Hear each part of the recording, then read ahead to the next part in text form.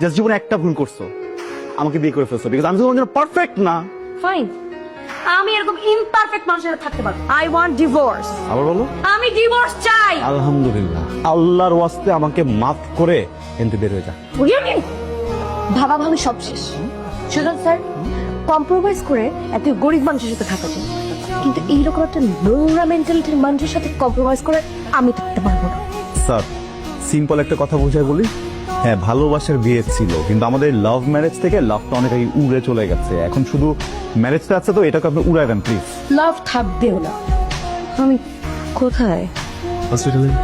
কিচ্ছু হয়নি আপনার, কংগ্রাচুলেশন, আপনি মা হতে চলছেন। কার মা? কে মা?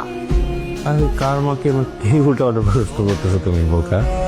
তুমি মা, তোমার পেটের ভিতরে আমার বাবু হচ্ছে, আমি বাবু হতে চলেছি। একটু আগে ডিভোর্স পেপারে সাইন করে আসছি, আমি মা হতে চলছি মানে? আর আশ্চর্য কথাবার্তা। প্লিজ, এটা একটা হসপিটাল, আপনার একটা সুসংবাদের ব্যাপার। ডিসিশন কি নিবেন না নিবেন এটা বাসায় গিয়ে নিতে পারেন। তুমি আমাকে তোমার এই চেহারাটা আর কোনোদিন দেখাবো না। It's okay, it's okay. এই সেম ভুল ধারণা আমারও ছিল, বুঝছো?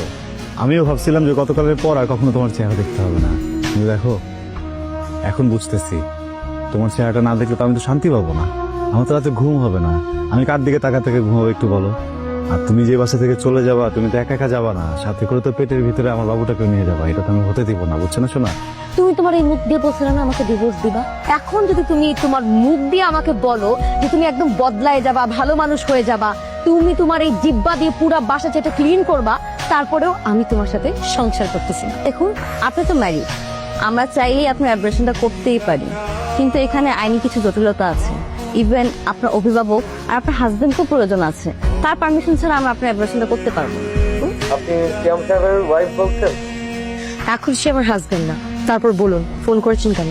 জি, উনি একটা অভিযোগ জানাইছে আপনি নাকি ওনার বাচ্চা অ্যাবর্শন করতে যাচ্ছেন। মানে আপনি বললেই হবে নাকি? দেখুন ম্যাম, এটা আমার কথা না, এটা কোর্টের কথা। উনি কোর্টে অভিযোগ জানাইছে, কোর্ট পরবর্তী সিদ্ধান্ত না জানানো পর্যন্ত আপনি এই বাচ্চা অ্যাবর্শন করতে পারবেন না। আপনার কাছে কি সেই অভিযোগের কোনো কপি আছে? জি আছে, আমি আপনাকে হোয়াটসঅ্যাপ করে দিচ্ছি, আপনি একটু দেখুন। ঠিক আছে, পাঠান। আমি খাবো না। জান, তোমাকে তো একটু খেতেই হবে জান, বলছি না খাবো না। পরে কিন্তু আমাকে দোষ দিতে পারবা না। পুরো খাবারটা খান, আর না হয় আমাদের সাথে থানায় চলুন। আশ্চর্য, আমার খেতে ইচ্ছে করছে না, আমি জোর করে খাবো। এই ধরনের প্রশ্ন করে লাভ আছে? আমার তো এখানে কিছু করার নেই। হ্যাঁ, আইনের সামনে আমার হাত পা সবই তো বাধা। দেখো, আমি একটা কথা বলি, দেশের প্রচলিত আইন অনুযায়ী গর্ভাবস্থায় একজন নারী এমন কোনো কাজ করতে পারবে না যেটা পেটের ভিতরে সন্তানের জন্য ক্ষতিকারক। কিসের গাড়ি এটা? কার গাড়ি? তোমার গাড়ি না, মানে বাবু হওয়া পর্যন্ত এটা তোমার গাড়ি, বুঝছো? মাসিক চুক্তি নিয়ে পেয়েছে। প্রেগনেন্সি প্লাস 4 মান্থ অনেক বেশি রিস্কি, বিশেষ করে রিক্সায় ওঠা। রিক্সাটা ওঠাই যাবে না, এটা বাচ্চাটা তোমার অনেক ঝামেলা, বুঝছো? দুজনেই ঝালমুড়ি হয়ে যাওয়া উঠে পড়ে। রিস্কি হলে হোক, তবু আমি এই গাড়িতে যাবো না। দেখি হলো, হ্যাঁ এভাবে কেউ গাড়ি চালায়? আস্তে আস্তে যাও মিয়া। মামা, আপনি সামনে যে গাড়ি পাবেন সেই গাড়ির উপর উঠাই দিবেন, যান। আর আস্তে যাও না, তুমি এটা কি করতেছো?